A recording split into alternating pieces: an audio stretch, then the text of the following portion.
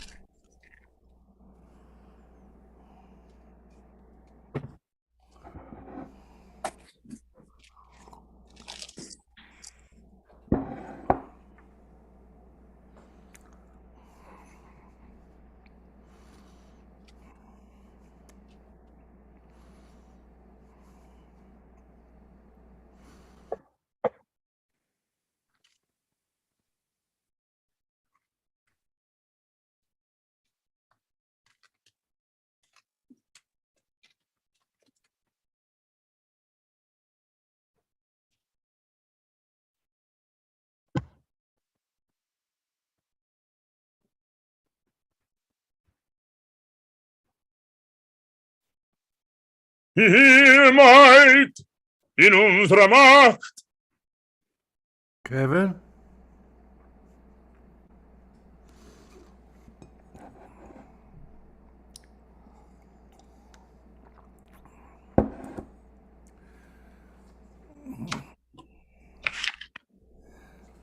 Okay.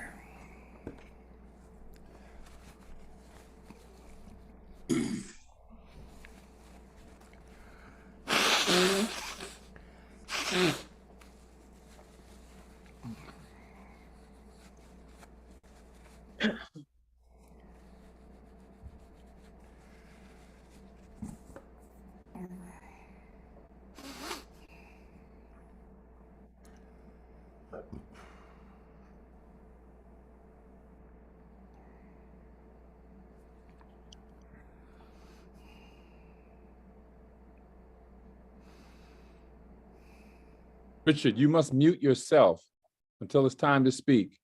Okay. Pay close attention. You'll speak at the end. Okay. I heard a few notes from you, Kevin.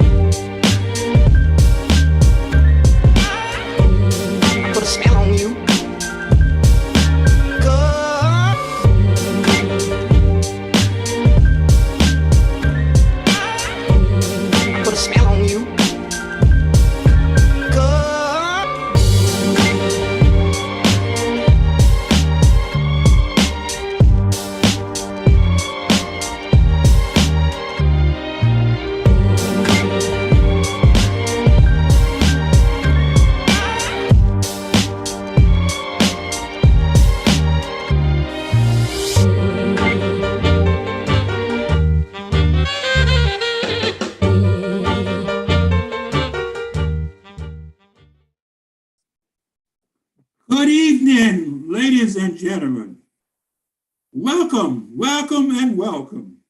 All our friends, neighbors, family, and guests.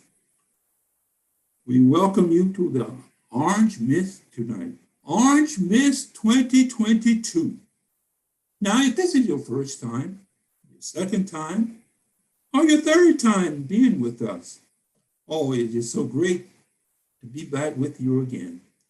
You know, since the COVID-19, we've had to do things a little different, but hey, we're still with you. Now, this is our second virtual Orange Mist that we are presenting. But don't worry, it's just going to be as great as we were when we're meeting in person, seeing one another. But most of all, we just appreciate you being with us here this evening. Now, we have a great program planned for you this evening and hope you really enjoy it. We have 3 outstanding opera vocalists with us this evening. Mr. Fred Red, Ms. Geraldine McMillan, and our own artistic director, Mr. Kevin E. Maynard. And also, we are going to show you some excellent excerpts from The Dark Ring. I know you want to hear it. I'm not going to give it away here, but just stay tuned with us. You'll see all these great things that we have lined up for you this evening. And our hope is that you will thoroughly enjoy everything that we have for you. Now, in addition, I want to thank you for all your financial support that you have given Trilogy over the last 19 years. It means so much to us. Since 2003, Trilogy has been doing operas and trying to do its very best that it can. So tonight, you can still help us with a donation. Just go to GoFundMe link on the Trilogy website. That's TrilogyAOC.com. And you can continue to donate tonight in your support to help Trilogy. Now, with all that being said, I want to now kind of throw this over to 3 of our outstanding board members, Ms. Laurie Arthur, Mr. Franz Marseille, and Ms. Roxanne Fontaine. Now, they're going to come and give you some more information about the history of Trilogy. You know, our history is very important to us. We want to kind of tell you what we are all about, what we have done, and what we are trying to do in the future. So they are going to tell you some of these things tonight to give you more insight about Trilogy and what we've been doing for these last 19 years. So let me shut up and bring these 3 great board members on. Laurie, talk to us. All right. Well, thank you so much, Marvin, and hello, everybody, and thank you so much for joining us again. Just so delighted to have you all. Again, my name is Laurie Arthur, and I'm a longtime board member of Trilogy and Opera Company. So how did Trilogy get started? Pretty interesting story. You know, we all hear or said or heard of the adage, when one door closes, another opens. And that couldn't be more true of Trilogy and its beginnings. Some 19 years ago, Kevin Maynard, the African-American professional opera singer, he wanted to bring Tower Records to the city of Newark. Some of you may know, I know, it's probably dating myself, but I remember Tower Records. And during the 70s, I guess from the 70s to the 90s, they were the reigning music retailer. I mean, they were it when it came to music and retail. And Kevin wanted to bring the giant to the city of Newark. Well, not only did Kevin get told no, but he got told in a very derogatory, profanity-laced way and manner, very insulting. Well, when the mayor of Newark, who was Mr. Sharp James at the time, when he heard that, he called Kevin and said, "Mr. Maynard, I heard you were disrespected by Tower Records." And Kevin said, "Yeah, sir, yes, I was, sir." And they talked, and Kevin told the mayor that if you would support me, we're going to show everyone. I would like to do 3 operas in the city of Newark. Mr. James said, go for it. Gave Kevin $20,000, and the rest, as they say, is history. The first opera was Nat Turner. It was done, of course, along with the soloist. The choir was from the Harlem School of the Arts. The dance was done by Adrienne Armstrong. She was a retired dancer from Avenel. And the orchestra, we had a pickup orchestra do that. We did it at the atrium of the North Club. So we didn't really have a venue. We had to kind of use the atrium to do it. But it worked out because Nat Turner, there was a tree in the atrium. So we made do. You know, it's been a journey that has continued for 19 years. So I'm going to now have one of my fellow board members, Roxanne, take us through this 19-year journey and what we've been doing ever since that start. So Roxanne. Thank you, Lori. So yeah, this has been an amazing journey, 19 years. So if you can imagine 19 years ago, the landscape of Newark, and to say that we wanted to start an opera company in the city of Newark, New Jersey, I would imagine a lot of people would not have resonated with that idea. But Kevin had a vision, and he convinced enough people that that vision was a realistic vision for the city, not only just to bring opera to the city, but to show the people in the community of Newark, New Jersey, why opera is a part of their history and their foundation, just like every other art form, whether it be jazz or hip hop, whatever it is. And so it's been a glorious journey. I would say one of the great gifts that we have given the city of Newark, and Newark has given us, is support. We've supported each other through this journey over the past 19 years, and it's been just wonderful. As an organization, I think what we pride ourselves in is the fact that our mission is to focus on the work of Black composers. And so we have, through our journey, been able to work with some of the greatest composers, both those who have been in the field for many years and also the up and coming composers in this arena. So it's been quite a journey. For me personally, joining the board, I've learned so much about opera. I would say my experience prior to being part of Trilogy was probably very little, but it's been such a great learning experience for me. And so I hope that for those of you who are joining, and if you've been to our performances, I hope that we have been able to take you on this journey with us. One of the things I want to highlight about Trilogy is we talk the talk and we walk the walk. And one of the things that we focus on as an organization is diversity and inclusion. And that's included from our board members, to our artists, to our composers, to our librettists.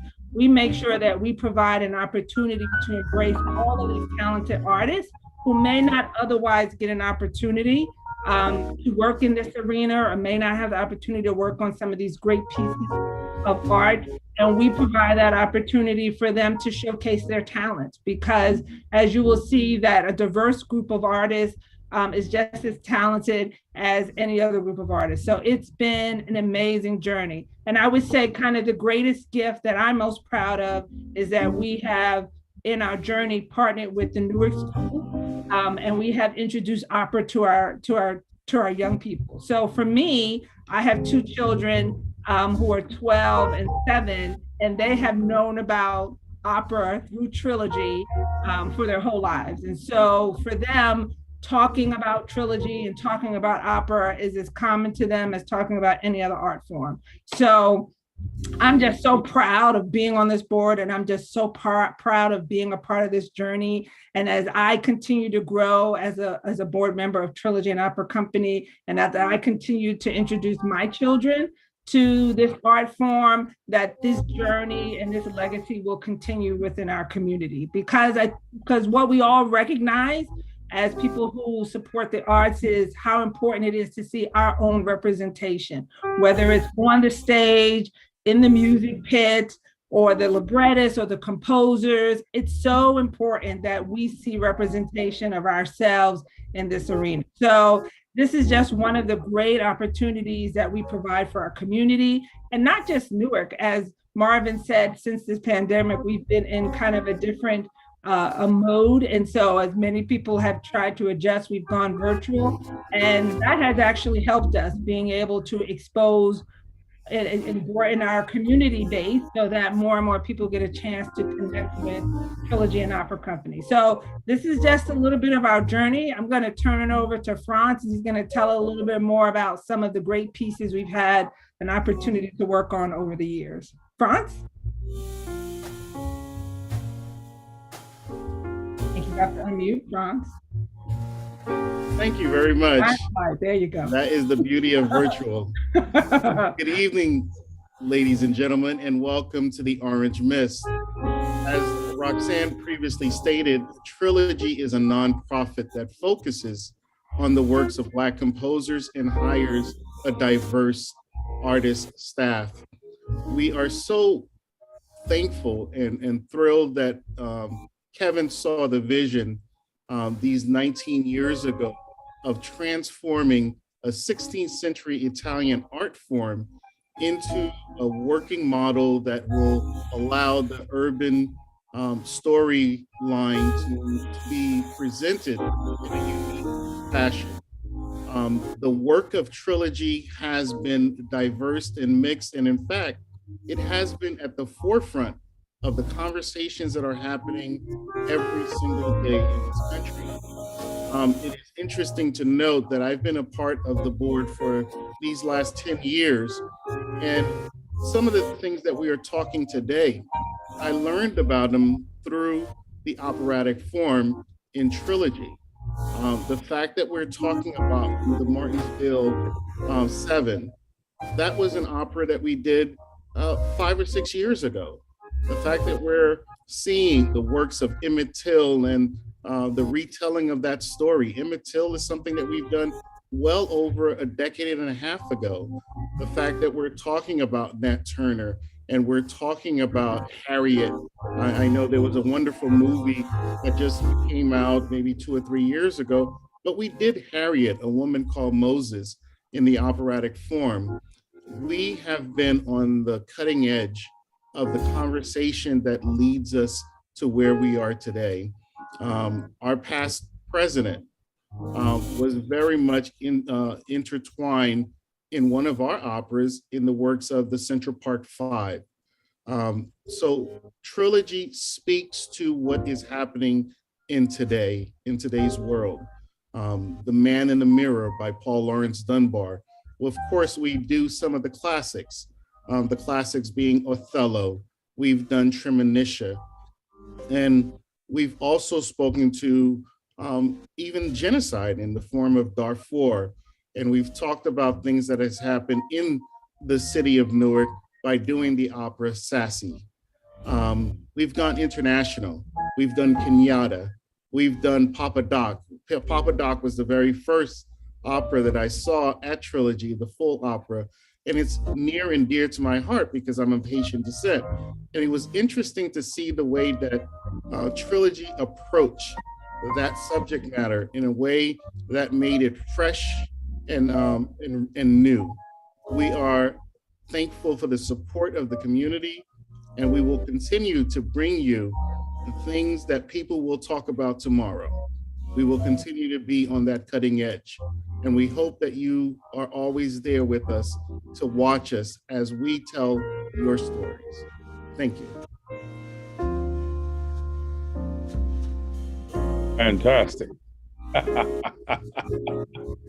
That's great, Franz. I am Kevin Maynor, and I am the artistic director and the executive director of Trilogy and Opera Company. Proudly so. Ladies and gentlemen, you have just experienced my magnificent and brilliant board of directors.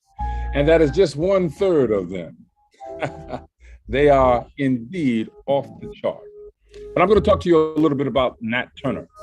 And Nat Turner is actually the second piece that we're going to do this year. We're going to start with Das Rheingold. We're going to do Nat Turner by Michael Raphael, the late Michael Raphael, my good friend, our good friend, who wrote so many operatic works for us, who passed. But Nat Turner is a very interesting subject matter indeed, because you see, Nat Turner, actually, he killed quite a few white people to make a very, shall we say, emphatic statement about racism and what was going on in the country. And he really felt as though it was very important for us to understand that racism could no longer be a part of society. And he believed that racism, the extremities of racism, was coming from white people in the South. So he set up what some people called a massacre and other people called a rebellion. And he killed all of the white people, man, woman, and child in his area. He gathered his friends together and they planned this rebellion. And this historic rebellion kind of, shall we say, upset the South. And it turned so many people against him. Some of them were even Black, but most of them were white. And he spoke so courageously about what was happening to Black people. And he spoke with an iron fist. And so he, in his killing of so many white people, of course they rebelled, and then they exercised a massacre against those few Black people that were rampant, shall we say, going throughout Virginia, killing white people. And they ended up later killing all of the ones that were working with Nat. And then they hung Nat Turner, and which was quite disturbing. And, you know, before we show you an excerpt from Nat Turner, I'm going to let one of the family members, believe it or not, that's on our board, there's a family member of the Nat Turner clan, if you will, Miss Phyllis Slayton. And I'm hoping that she is not muted and she can come forth. Phyllis, are you there? Let me hear your voice. I'm here. I'm not muted. Go ahead. Tell us, listen, Phyllis, tell us about your family lineage. Well, I'd heard about it about 15 years ago. And in those days, you would hear these stories and you wouldn't necessarily believe them to be true. But with the genetic services that are available now, 23andMe and Ancestry.com, we were able to verify that we are descendants of Nat Turner. Once he finished the rebellion, he had to go into hiding. And so we don't know which child of his we're descended from, but we do know that our great-grandfather married his granddaughter, Sally Turner. Mm-hmm. And, you know, they had 2 children, and then one of which was my grandfather on my father's side. So it turned out the story was true. And then, of course, you know, genetic testing bears it out. Wow. Wow. Yeah. That is truly remarkable. I remember when we were starting to do Nat Turner and we were rehearsing it, so many people were ashamed, you know, that we were going to do Nat Turner. But I thought it was a magnificent thing to do. And at those early years, Amiri Baraka, the great poet, was the director of that Nat Turner. But we're going to show you a little bit of the Nat Turner that was directed by Trazana Beverly. And it's absolutely magnificent. And we're going to show you first the rebellion, and then we're going to show you the massacre. So I'm going to ask our fabulous engineer, Kalen Maynor, if he will take the reins, and then I'll come back and introduce the next person. Thank you, Phyllis. My pleasure.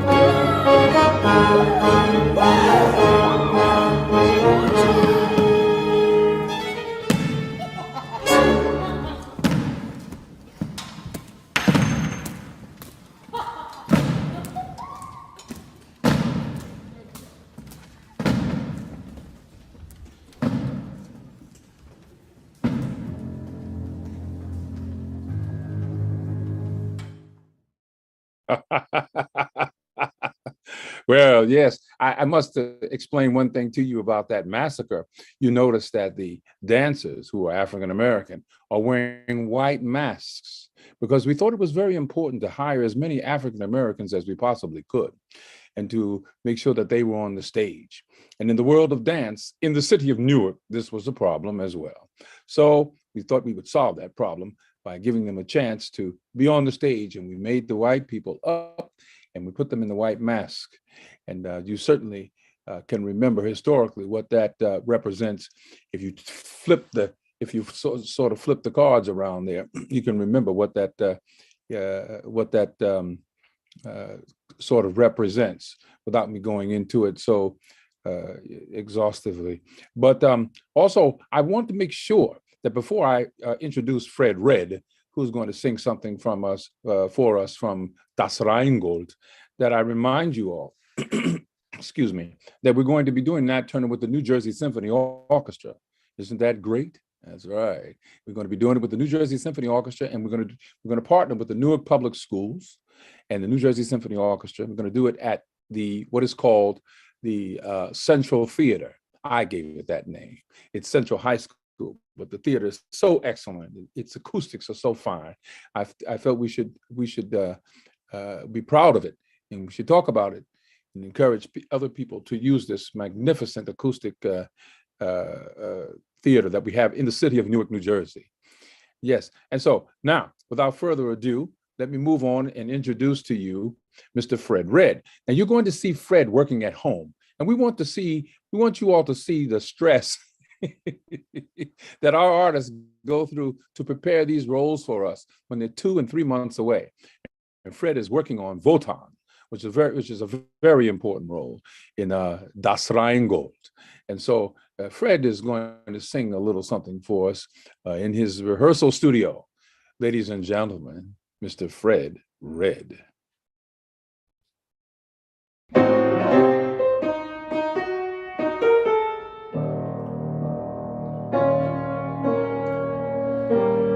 Der vorne seligen Sau bewachen mir Tier und Tor.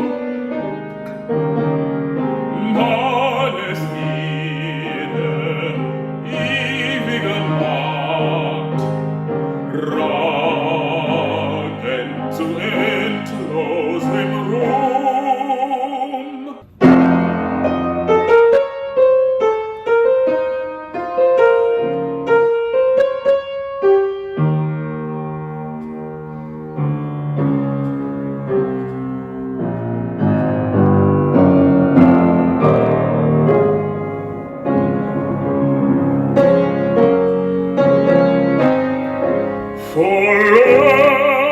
Vollende das ewige Werk. Auf Bergesgipfel die Götterburg, prächtig ragt der prangende Bau, wie im Traum ich ihn trug, wie mein Fehler ihn wies, stark und schön steht zu schauen.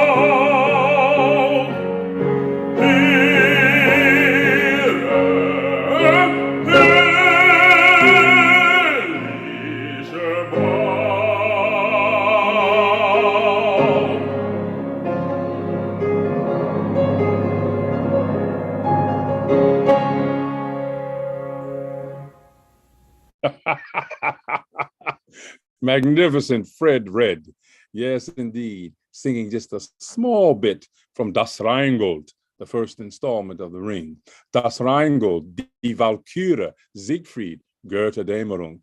And that brings to mind our next speaker, if you will, one of our board members, the very brilliant Miss Candace Wilde, who's going to talk to you about Goethe Dämmerung. That word is so hard to say, isn't it? And Twilight of the Gods is an easier way to say it, Goethe Dämmerung. Ladies and gentlemen, let me introduce to you the magnificent, wonderful, brilliant Candace Wilde. Well, thank you, and bravo to Mr. Red. That was an amazing peek behind the curtain of what our artists do to prepare for our pieces. As Kevin mentioned, The Ring, this is a German opera, or rather a series of operas which put together comprise The Ring. And it's a very traditional and difficult opera. In fact, what I actually want to say is I've got to brag a little bit because Trilogy, an opera company, is the only opera company in the state of New Jersey that has presented a complete ring. And that certainly is something that you need to know, and it's something that we can really be proud about. Anyway, as Mr. Maynor said, my name is Candace Wilde.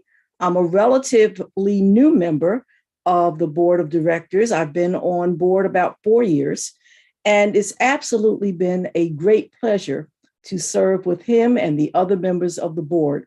And we're just so pleased that you're joining us this evening, because this gives us the opportunity to expose you to an art form that encompasses so many different other art forms.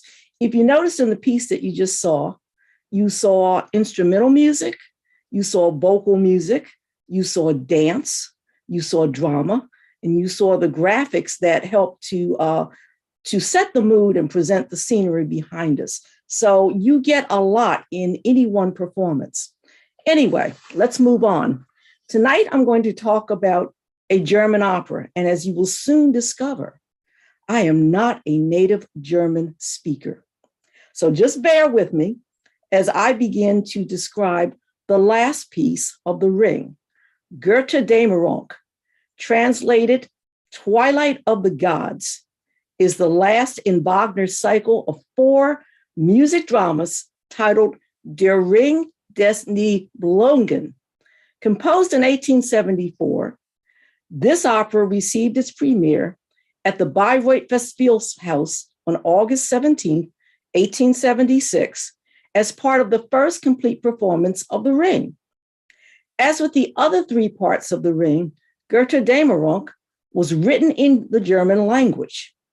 And the storyline is based on both Nordic and German legends. But I don't want you to let that dissuade you, because it's not a stiff, very focused performance. There's a lot of drama in this thing. And as you will soon discover, it can match anything that you will see on Netflix or Amazon Prime or HBO or anything else. So what I want to do for you is set the stage. We have 5 basic characters that I'm going to talk about tonight. First, we have the lovers Siegfried and Brunhilde, and they are tight. They are just tight. You're going to hear a lot more about Brunhilde later on. But at this point in the series, Siegfried and Brunhilde are tight.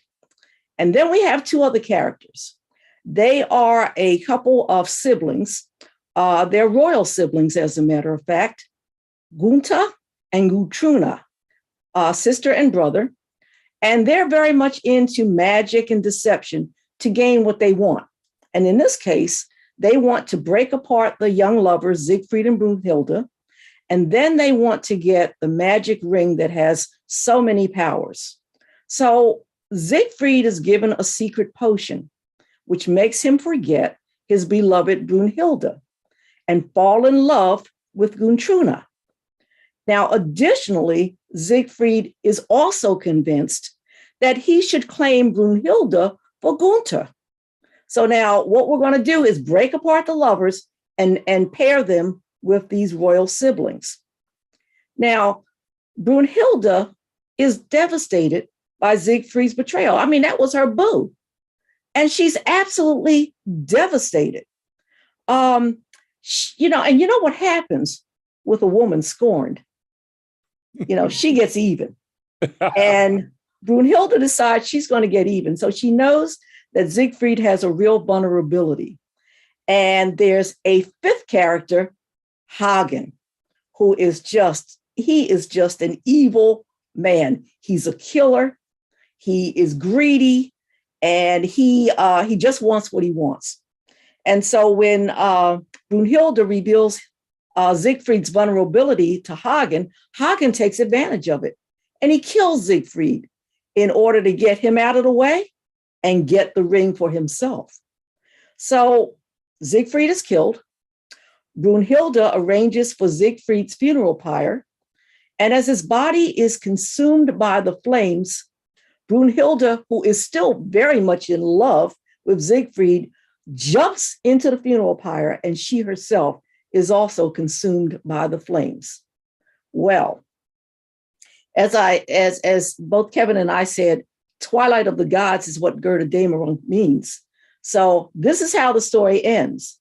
The Rhine River floods and destroys Valhalla, which is the land in which they dwell. Now, Hagen still wants that ring. So he dives into the water to seize the ring, but then he's dragged under the water by a group of women known as the Rhine Maidens. And they joyfully reclaim their goal, which is the ring. Now, as the saga ends, in the distance, Valhalla and the gods perish in the flames. Truly, Twilight of the Gods. Was that a lot of drama or what? It gets better, as you'll hear later. Now, next we're going to pivot a little bit. And rather than talk about Gerda Damerung anymore, we're going to talk about Das Rheingold, which is really the first opera in the series. And we're going to have Mr. Rod Dixon performing in the role of Loga. So take it away.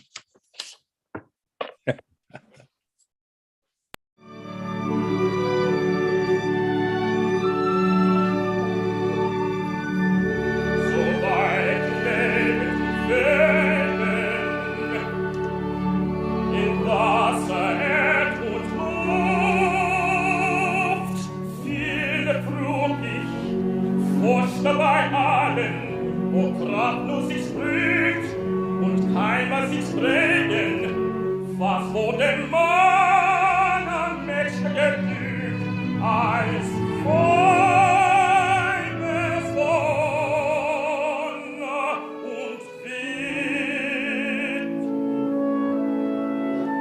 Doch so weit leben und wählen, verlass was meine Frage denn ist, in Wasser, Erd und Luft, lassen wir nicht und lieb und weit.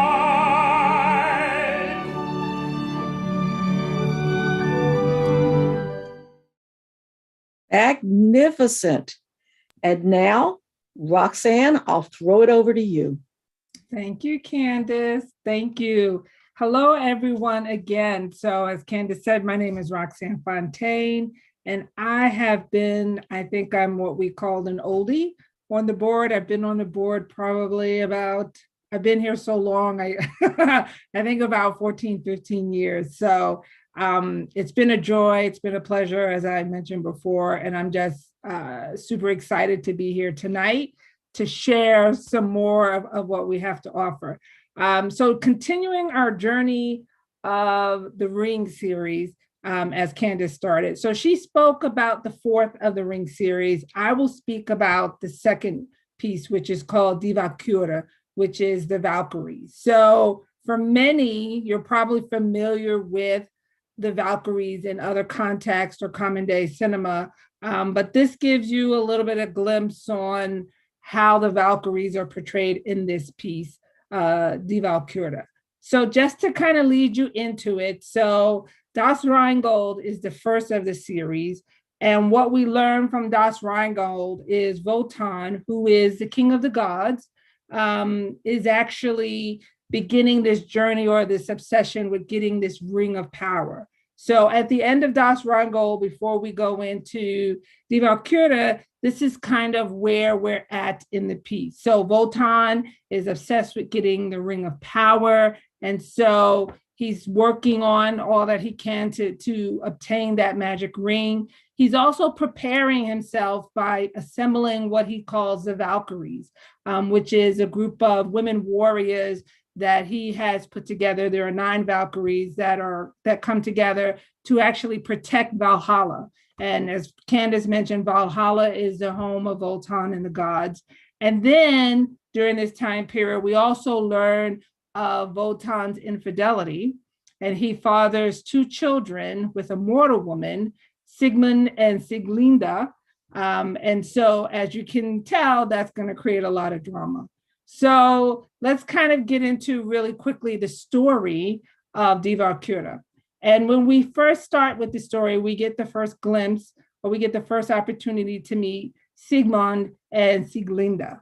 And so what we learn early on before the piece starts is Sigmund and Sieglinde are twins, as I stated before. They are children that Wotan conceived from an affair he had with a mortal woman, and they were separated at birth. So they did not even know of each other's existence, let alone that they were brother and sister. So as we start the story with Die Walküre, these two meet for the very first time.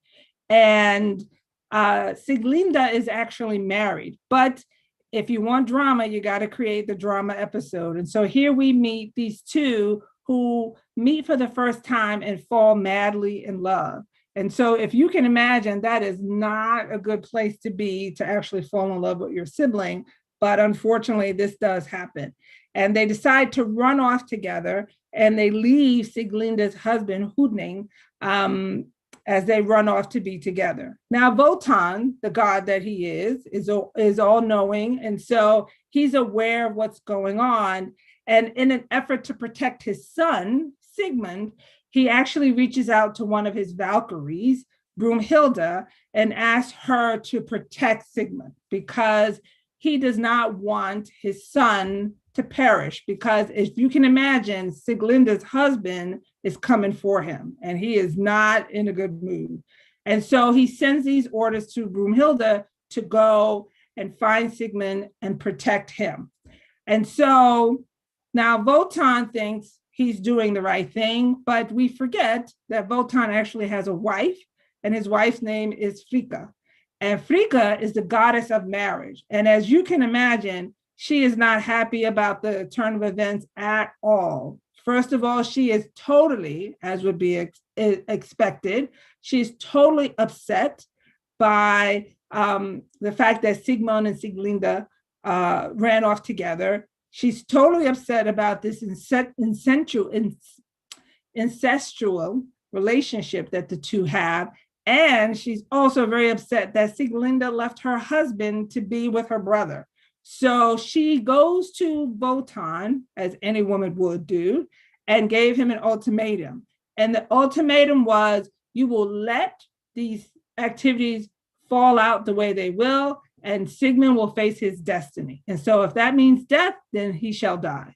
So Wotan, realizing all the things he's done that's been pretty creepy, agrees to what Frigga says and decides to go to Brunhilde and tell her, you know, I told you to go and protect Sigmund.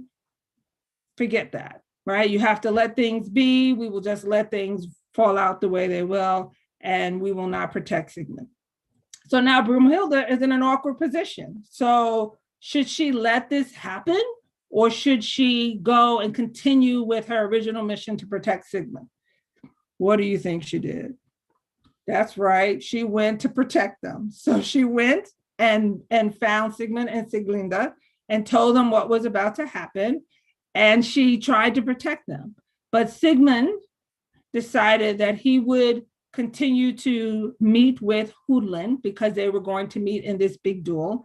And what she did was she actually took Sieglinde away and she protected her, because as you can imagine, two people madly in love, they conceived a child together. So she was with child, and in order to protect her, Brunhilde took her and had her escape. And Sigmund, unfortunately, had this big duel battle with Hudling, Sieglinde's husband, and he died. So now Wotan, the god that he is upset because his son has died, but more importantly, Brunhilde did not follow his orders. So as punishment, her powers were stripped from her, and she was put into this sleep and was left on this mountainside, surrounded by fire, never to be freed until some hero would come and rescue her. So that was her punishment. So that's sort of the story of the Valkyries, Die Walküre. And so what we'll show you next is an excerpt. And what I will say as a teaser, if you've never had an opportunity to see this opera or any of the Ring series, I will tell you that the next excerpt you see, you will recognize the score. It is such a well-known score, and it's been used even in modern cinema, in Apocalypse Now, Star Wars, and even our children have been exposed to it. If your children have ever watched Bugs Bunny and Elmer Fudd, there's actually an episode that's called What's Opera, Doc? And this score is actually played in that piece. So we will show you an excerpt from Die Walküre, and it will be The Rise of the Valkyries. Dun, dun, dun, dun, dun, dun, dun, dun.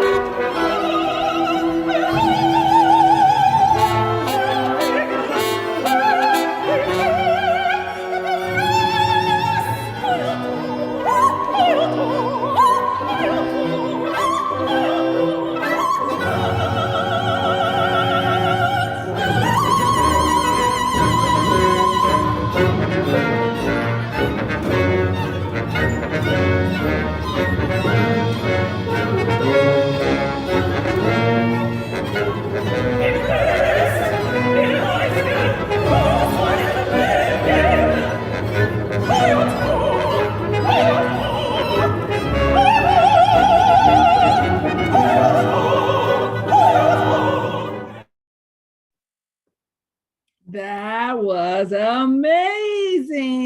Yes, yes, yes. Listen, let me share this with you. When we did this performance of Die Walküre at NJ-PAC, I was sitting in the balcony. And when these ladies, these Valkyries, these fantastic warrior women started singing The Rise of the Valkyries, I'm telling you, I got chills all over because it was the most amazing thing I have ever heard. I think they blew the roof right off of NJ-PAC. It was such an amazing performance. So, you know, let's round of applause for those ladies that had just did such a phenomenal job as Valkyries in Die Walküre. So next we will show you a brief excerpt. As we showed Fred read earlier, we have the magnificent Miss Geraldine McMillan, who has worked with us in the Ring series. And as Fred did, we'll get a glimpse into her preparation, because she is Fricka in Das Rheingold. I'm sorry, she's Fricka in Die Walküre. And so we get a glimpse into seeing her preparation. And then once we see that small insert, we will get to see her in the actual performance of Fricka in Die Walküre. Ladies and gentlemen, Geraldine McMillan.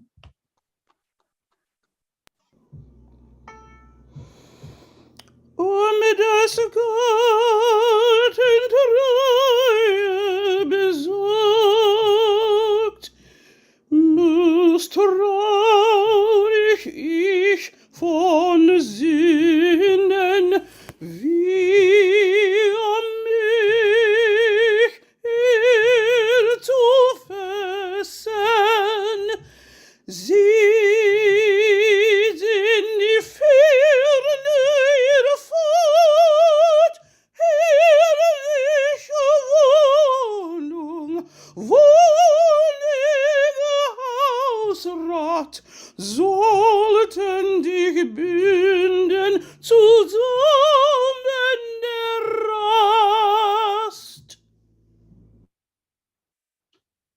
In Gehuschen der Ring du gabst, doch jetzt an dir nur in Namen gefielen.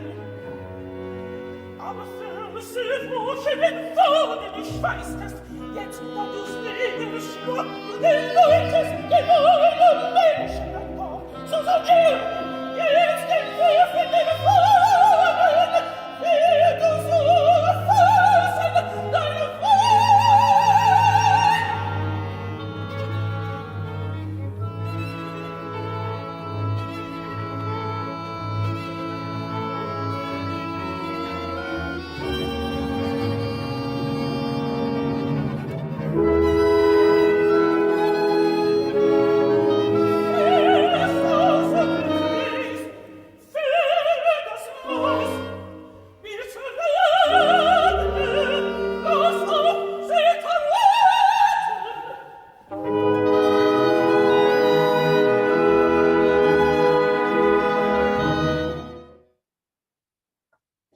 Wow, that was magnificent. Thank you, Miss Geraldine. Next up is the newest member of our Trilogy Board of Directors family. Ladies and gentlemen, please welcome Mr. Scott Paris. Thank you so much, Roxanne. It's been an amazing, truly amazing night. Great talent, great show, and I'm just so thankful and honored to be a part of this tremendous board. And so tonight I'm excited to present our next excerpt, which is Siegfried, which is the third opera of The Ring by Richard Wagner. And just to give you a little bit of story, the background, the drama behind this story as it all comes together. Siegfried is the foster son of a dwarf mime, and mime forges a sword for Siegfried to actually kill the dragon that is protecting the ring. So Siegfried, he wants to find out who his parents are. He asks the dwarf mime who his parents are, and he's upset. I should say too, Scott, sometimes we call him Mima. Mima is fine. Mima, yeah. Yes, and I'm sorry, Mima, thank you, Kevin. And he shatters the sword and he demands to know who his parents are. And then he rushes off.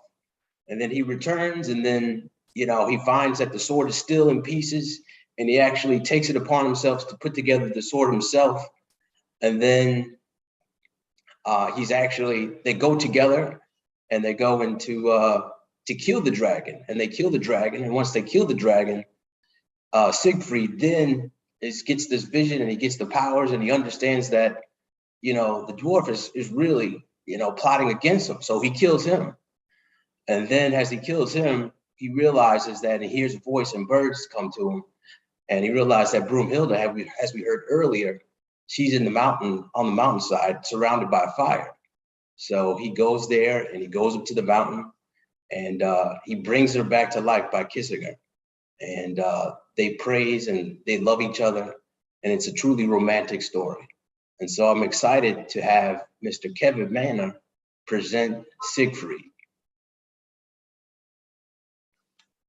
So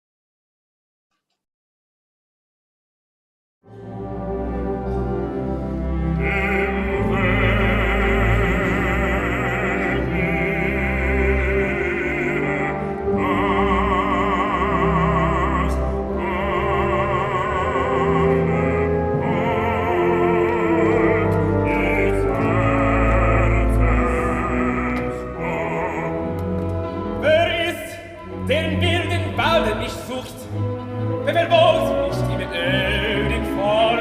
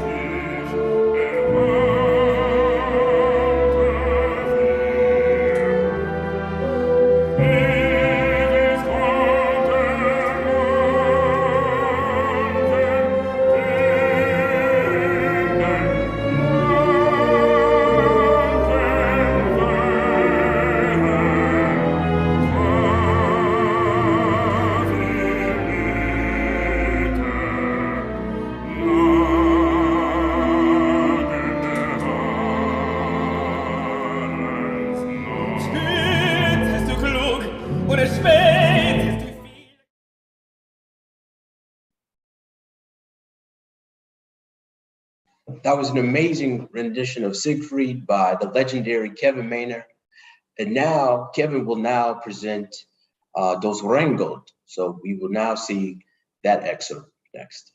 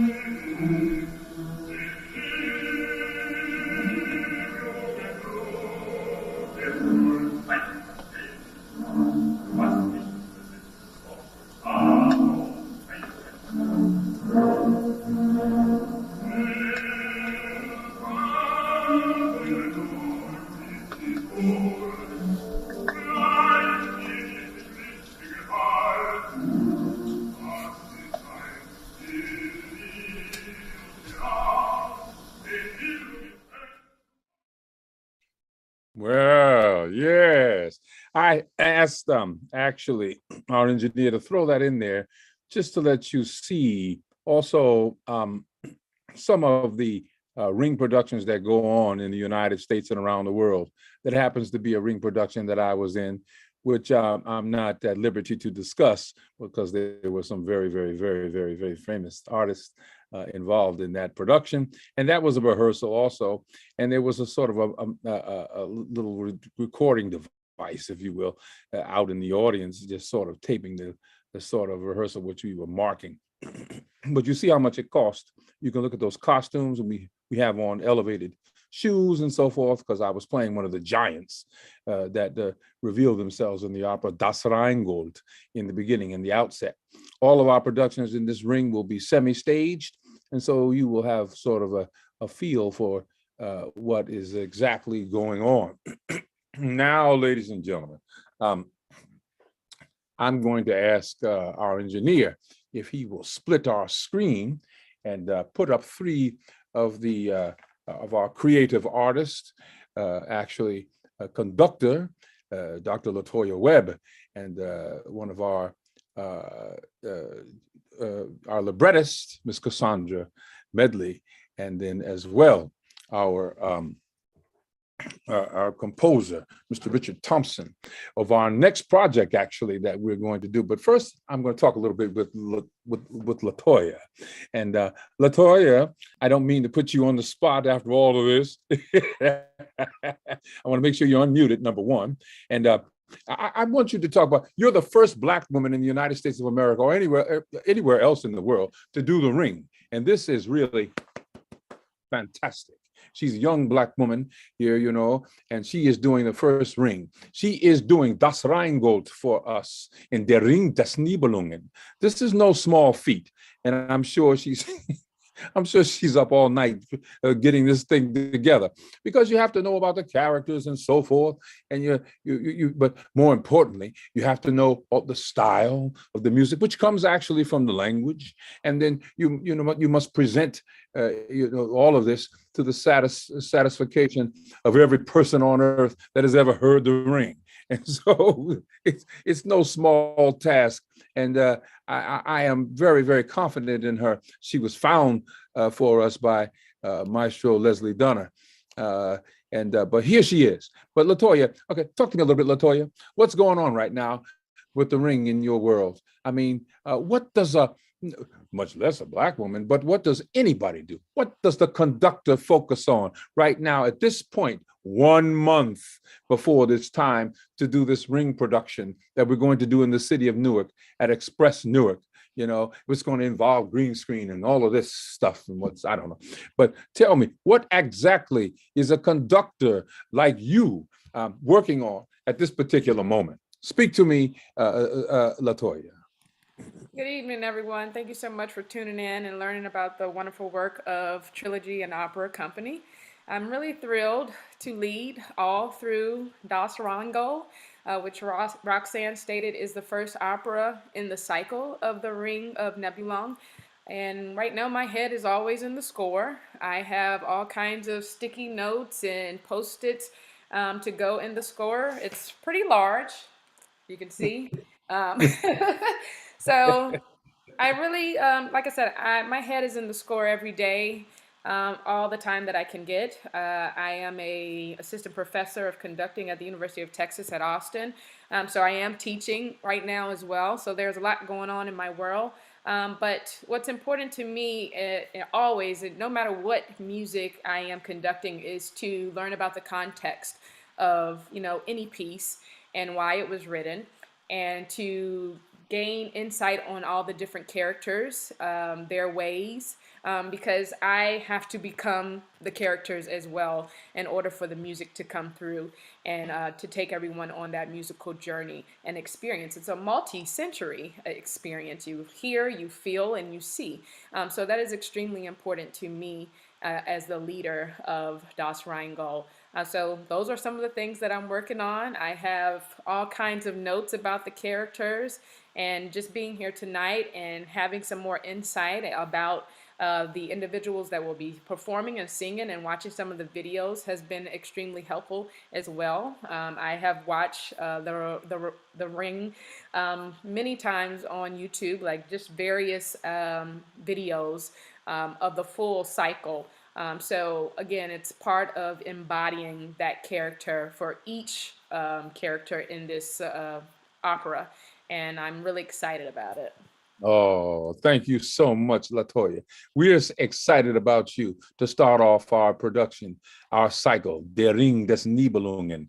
And I want to advise you all right now that you should go to www.trilogyaoc.com and send us lots and lots and lots and lots of money through GoFundMe, because we're doing exciting things here, important things in America, with important people in America, and we need your money. We need your support. We need all of the money you can get, and the money that you can get from your aunts and your uncles and your cousins and your nephews and your nieces and all of them. We need more and more money so we can pay these artists higher and higher fees, the fees that they actually truly deserve. And but I want to quickly move on to our next two artists, and I'm going to start first with our librettist, because the librettist and this librettist and this composer are working on an incredibly important project to come up in the fall. We weren't going to announce it at first, but I couldn't keep my mouth shut. So we decided to tell people we're going to focus on Fannie Lou Hamer. Fannie Lou Hamer. And I mean, if you don't know about Fannie Lou Hamer, you just wait till Cassandra Medley teaches you about Fannie Lou Hamer. I mean, Cassandra, we know, is a great writer here in the United States of America, a real thinking mind, a positive force in the projection of really concentrated, focused art in the United States. And I don't want to just talk too much, because I want her to talk more. Oh, Cassandra, won't you talk to us a little bit about what it means to you, and what, to focus on a project concerning Fannie Lou Hamer. I mean, here, this woman, we remember during the times of Lyndon Baines Johnson fighting for voting rights, for Black people to be able to vote, and, putting herself on the line. Talk to us, Cassandra, please, and welcome Cassandra Medley. Cassandra Medley. Thank you. Well, I want to show, in the tradition of the sticky notes, my sticky notes here, and I'm learning so much. I want to thank Trilogy for the opportunity to write this project. And I am going to be submitting the first draft of Act 1 tomorrow to both composer and director. And the script I'm submitting, of course, has too many words. And that's great, that's fine. I love the opportunity to participate in this process of collaboration. And I'm so thrilled to be writing a libretto for an opera. I love opera. I don't see enough of opera. I am not familiar with the rings, other than a general overall, the idea of Wagner and the drama involved. I've been on the level of Tosca, for example, and Carmen and so on. But I am really thrilled with this opportunity. And here we have this woman. We are giving an operatic portrait of a woman who's has not really been acknowledged on the level that she needs to have to be.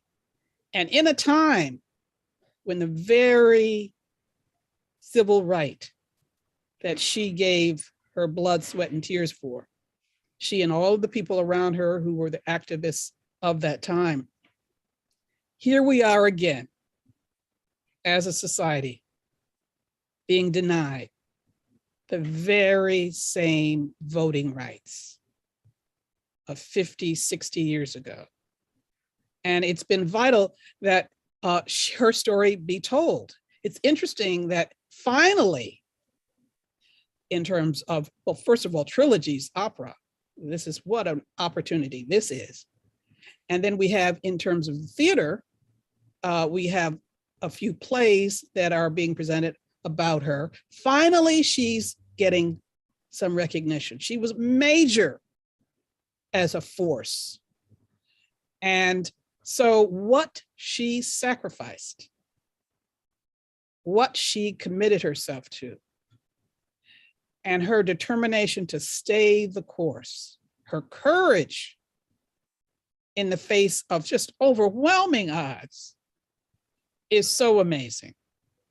And I am excited to hand over all of these words, which will be translated and, and cut down and adjusted, and the fluidity that I'm just looking forward to this collaboration.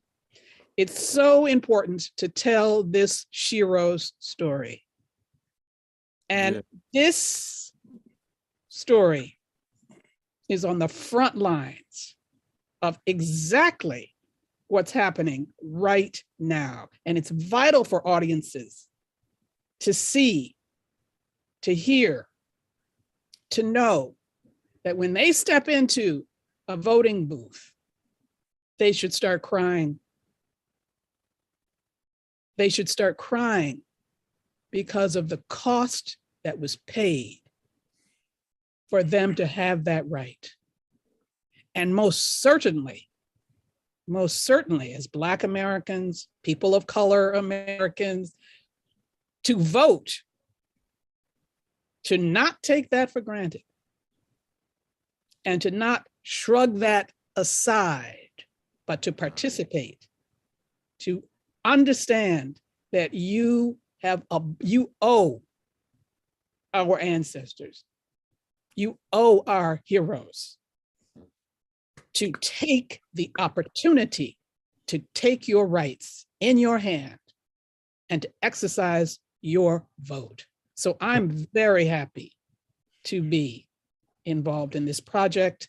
I'm just so thrilled at this lucky chance I have to create, to be part of the creation, the collective creation, a small part of the collective creation of this story told in opera. So here we go. All right, boy, I tell you. And ladies and gentlemen, she is so modest. I mean, to hear her discuss with me the beating of Fannie Lou Hamer in jail, what happened to her, trying to make sure that people could vote. And I know it's deep in her heart that we've given it to the right man too. I mean, we're turning this project over to Maestro Richard Thompson, who has done marvelous work with Trilogy before. He wrote the opera on Sarah Vaughan, Sassy, and he wrote the magnificent piece, Othello, the first one written for a bass voice, in which I had the honor of singing. And he also wrote the magnificent piece, The Mask in the Mirror, dealing with Paul Laurence Dunbar and Alice Moore. And now here he is thrown into the task of dealing with Fannie Lou Hamer. And this brother, with this Scottish accent. Richard Thompson, talk to us a little bit, please. Good afternoon, everybody. I must say, first of all, I'm very honored to have been asked to write the music for this opera. And thank you, Cassandra, for your very eloquent words. As Kevin said, I have a Scottish accent. I've been in America since '86. I came here to study jazz initially. I never thought about writing operas, but my career sort of changed direction. And I've been here for over 30 years now, and I certainly identify very strongly with the African-American struggle in this country. Because living in Europe, you get only glimpses of what's going on and what has gone on. I've lived here for long enough to understand more fully what the reality is. And I think opera is a great medium in many ways. You can read books about Frederick Douglass, Fannie Lou Hamer, Martin Luther King, which can give you great insight into their struggles, their achievements, etc. But the thing with opera is it's a work of art. It doesn't just give you information. A work of art has a profound difference it's very different from reading, say, a monologue on whatever subject, because it fires your emotions and your imagination. It creates a deeper level of response than learning the details of somebody's life and work, etc. I've been reading about Fannie Lou Hamer, and quite frankly, I'm horrified at the circumstances of her life, the racism, the oppression, the physical and psychological brutality. It's unbelievable. Now, for me, one of the great lessons is that here is a woman who spent a lot of her life as a sharecropper. She was not highly educated, but she had within her a strength of mind and a strength of spirit, which enabled her to make a huge difference, to inspire people. That's something that came from within. That's something that she was born with. She didn't need to have a PhD and all these sort of things, because there were intellectuals who looked down on her because her style of delivery was homespun. But they missed the point. Yes, it was homespun, but it was visceral. It was real. It was true. And for that very reason, it had the power to effect and instigate change. Now, she didn't make a lot of money from doing what she did. She didn't make any money from doing what she did. It was just her life's purpose to do what she did. And as we all know, so far she has not gotten the recognition that other people in the civil rights struggle have received. So we hope to make a difference in that regard. And as Cassandra said, now is a very timely moment for this to happen, considering the rollback in voters' rights that's happening in this country, the move towards right-wing oppressive politics. Of course, black people are always going to be the first target of oppressive politics and systemic violence, which is sanctioned by the political system. So now is the time for us to do something like this and hopefully attract the attention of countless thousands and millions of people in this country, because we are desperately in need of change. And as I said before, the power of opera is that it not only communicates information, it touches people's hearts and imaginations. So you get a complete involvement of the human being for those who want to be a part of this. So that's the best way to effect change, because you can speak and deliver a great speech, but to actually move people People do things because they're emotionally moved to do them. It's the emotional thrust that makes us do what we do. I don't write music because in a dispassionate intellectual way I think, well, I should write music. No, it's a passion. So we all do what we do because we have a passionate desire to express ourselves in whatever medium we choose as our life purpose. And it's quite a different force. It's a powerful force. So I'm very happy to be collaborating with Cassandra. I'm looking forward to her email tomorrow. Me too. Me too. Yeah, so it's a wonderful opportunity. It's nice to meet you, Latoya. So I'm looking forward to working with you too. So, and I'm looking forward to a wonderful experience. Yes, indeed. I just have to say, I'm so proud just to have the three of you on with us. You know, I know America doesn't understand right now, but this is such an important moment right here, just right now. You understand? We have a Black woman conductor, a Black woman librettist, and a Black man composer, and a Black male opera singer. And we're speaking to you all, you know, with, as Richard says, passion and compassion. Send us your money. I'm just teasing you, but this is a very serious moment right now. And if you think that I'm fooling around, you're seriously mistaken. Anybody that knows me knows that I do not play. And I mean to find the best and the finest talent and to put them together and to collaborate. And we'll pinch and we'll steal and we'll beg and rob until we can get everybody on stage that needs to be on stage, that is important and has things to see. I do not want to rob America. I am trying to make sure that you see the amazing talent that is in our community. And you just heard them speak, and you just wait and see what we're going to do starting March 26th with Latoya Webb conducting Das Rheingold, part of Der Ring des Nibelungen. And you just wait and see what Cassandra Medley does. And if you don't know Cassandra Medley, read about her, read some of her works. She came to me by way of Woody King Jr. Read about Cassandra Medley.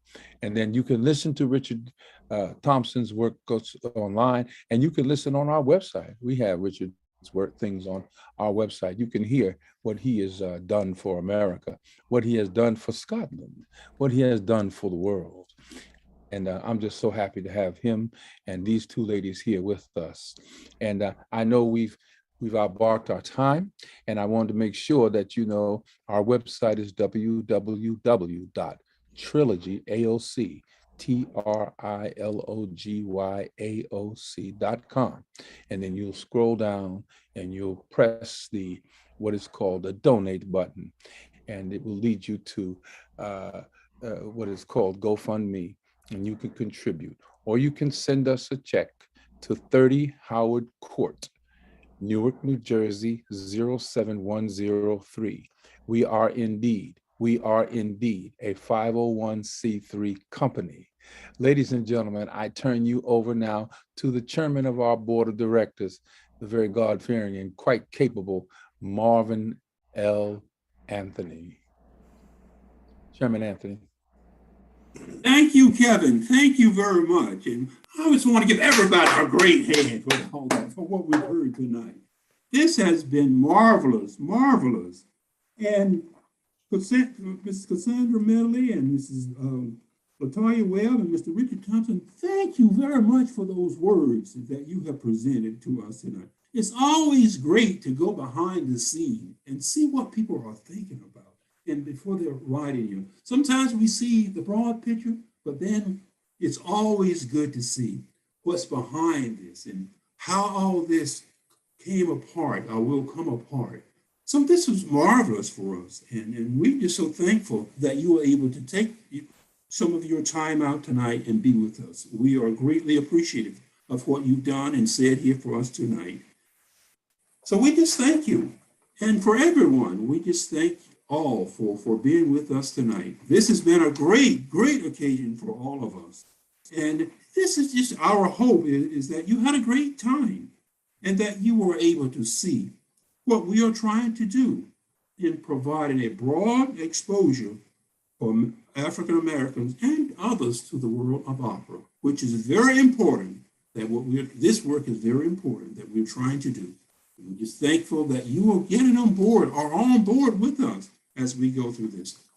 Now my call in this is to ask for your financial support for Trilogy, not only financial support, but still just grabbing us by our arms and being with us, walking with us all the way to the end. We need each and every one of you to help us as we go through that. And also, we are looking forward now to seeing you at our next production. Again, put it on your calendar. March 26th, Dos Rango. And we got Miss Latoya Webb here with us tonight. We see her here, so we're just so glad that she's with us. And we go. But here's the thing now I need you to do for me. I need you to get your tickets. The tickets will go on sale on March 1st. We always got a good seat for everyone. So we got a good seat for you there. But I need you to get your tickets. The tickets will go on sale on March 1st. Then the production is on March 26th. So do this for me. Go get your tickets and be with us on March 26th. All right. And again, before we close, you can still make your donation now. Just go to our website, trilogyaoc.com, make a donation to Trilogy. And whether it's small, large, or indifferent, we'll take them all. So we thank you for your help and thank you for everyone. And again, board members, thank you for what you've done tonight. You were marvelous tonight. Our engineer. And Kaylin too. Our engineer, Mr. Kaylin Mader, thank you for what you've done. You were gorgeous tonight, all of you. So with that, from the bottom of my heart, I say thank you, and I'm going to say good night to all. And thank you for Trilogy. Good night. Good night, all. Thank you. Good night. Thank you.